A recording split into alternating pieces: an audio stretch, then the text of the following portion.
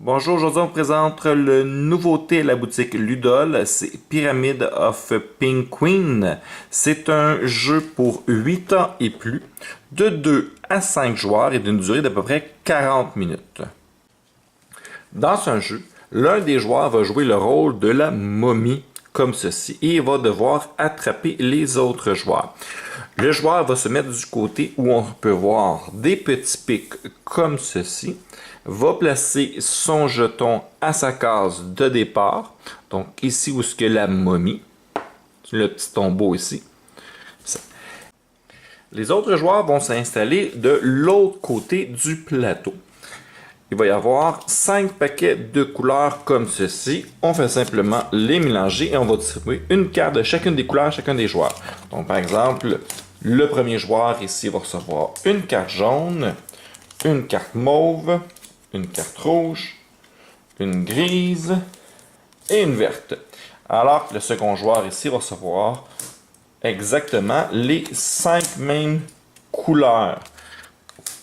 Et il va se prendre 3 jetons d'une couleur, comme ceci. Donc, ce sont déjà des jetons de torche qui représentent la vie du joueur, le temps qu'il va pouvoir jouer sans se faire attraper. Et l'autre joueur va prendre des bleus. Par la suite, chacun des joueurs va se prendre des petits jetons comme ceci, des petits aimants, qu'il va placer sur la case de départ où il y a les escaliers. Et voilà pour le joueur bleu. Voilà pour le joueur vert. Finalement, nous avons un bleu pâle ici qui représente la momie qu'on va placer ici, juste à côté. Vous allez voir, ça va être aimanté. Excellent. Nous sommes prêts à commencer. Le but du jeu, c'est fort simple. Chacun des joueurs va aller se chercher 5 cartes comme ceci avec des trésors qu'il doit récupérer. Les cartes sont cachées. Donc, seulement le joueur connaît ses cartes à lui. Les autres joueurs ne savent pas c'est quoi les cartes qu'il doit les récupérer. Comme par exemple, si on regarde ici, une qui serait facile à les récupérer, ce serait la hache. La hache qui se trouve ici. Donc, il va falloir se promener dans un labyrinthe. On a le droit d'aller sur les côtés, en haut, en bas, mais on n'a pas le droit aux diagonales pour le déplacement. Comment ça fonctionne? Vous allez avoir 6 dés. Il y a un dé noir, juste avec des faces de hibou. Celui-ci va être laissé à l'autre joueur qui joue la momie. Nous, on ne joue que les dés blancs. Le premier joueur prend les dés, lance les dés. Chaque momie obtenue, chaque symbole de hibou est mis de côté, puis va être bon pour le joueur adverse. Mais heureusement pour nous, dans le jet présent, nous n'avons eu aucune momie. Si jamais on n'est pas content du résultat, on peut toujours relancer tous les dés, sauf ces symboles-là, les symboles de hibou, eux autres, on ne peut jamais les relancer. Qu'est-ce que nous avons? Nous avons le chiffre 2. Donc, on est obligé de se déplacer de 2 exactement. Ici, 4. Il faut donc se déplacer de 4 exactement. Et nous avons des flèches. Les flèches nous indiquent qu'on va tout droit dans une des 4 directions jusqu'à temps d'atteindre un mur. Et on ne peut pas ne pas bouger avec ça. Il faut absolument bouger. Donc, si on le prendrait là, mais automatiquement, on se rendrait jusqu'au bout ici. On ne peut pas arrêter en chemin si on prend la flèche. Mais je préfère ici prendre le 4. Donc, je vais faire 1, 2, 3 et 4. C'est tout. Le deuxième joueur va récupérer tous les dés, lancer les dés. Là, on voit ici, on a eu justement le fameux, qui ressemble à un hibou, là. On va le mettre de côté et on va devoir choisir parmi les dés restants. Donc, nous avons le choix entre un 2, un 1. Ou si jamais on n'est pas content des dés, on peut tout à fait les relancer. Pas de problème avec ça. Et là, je voyais, j'ai un bien meilleur résultat, j'ai un 4.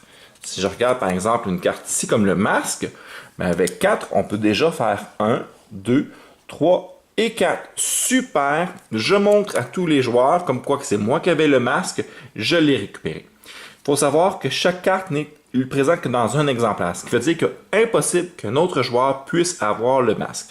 Excellent! Il ne me reste plus que 4 trésors à trouver pour le joueur vert pour gagner. vient le tour du hibou. Le hibou, lui, va lancer le dé noir et il va additionner chacun des dés qui a été mis de côté avec le symbole de hibou. Parfait, on a 1 plus 1, ça veut dire que je peux me déplacer de 2. Ici, j'ai exactement la map du côté opposé. Je peux voir les trésors. Je sais justement qu'un joueur vient de récupérer ce trésor-là. Donc, automatiquement, je sais qu'il y a un joueur qui est là. Très bien, on va donc se déplacer de 1 et de 2. Lors de mon déplacement, lorsque j'ai déplacé la momie, on peut voir ici que le jeton a suivi le chemin. Donc, si par exemple, j'ai fait 1 et 2, bien, les joueurs de l'autre côté peuvent savoir exactement où est la momie. Très bien. Revient le tour du premier joueur. Le premier joueur peut décider de lancer les dés restants, mais peut également décider de récupérer les dés mis de côté avant de lancer son dé. S'il le fait, à ce moment-là, le joueur qui joue la momie avance de 1 pour chacun des dés avec un symbole de hibou récupéré. Très bien, on en prend un. Il décide de poursuivre et de s'en aller un par là. Excellent, le joueur lance ses dés.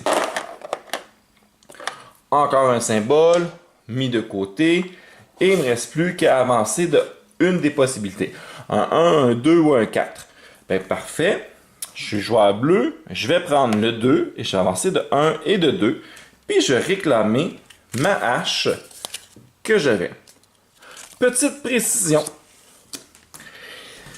On ne peut pas être deux joueurs en même temps sur la même case. On peut sauter par-dessus un et l'autre, mais on ne peut pas terminer sur la même case. Et si jamais le hibou vient à se déplacer et à attraper un joueur comme ceci, le joueur doit remettre une de ses torches à la momie et son jeton est malheureusement pour lui déplacé automatiquement sur le sarcophage. Si jamais un joueur perd ses 3 jetons, il est éliminé de la partie. Et si le joueur qui joue la momie a réussi à avoir 4 jetons dans une partie à 3, ou 6 jetons dans une partie à 4, ou encore 7 jetons dans une partie à 5, à ce moment-là, c'est le joueur qui joue la momie qui va avoir gagné. Sinon, dès qu'un joueur réussit à réclamer tous ses trésors, c'est celui-ci qui a gagné.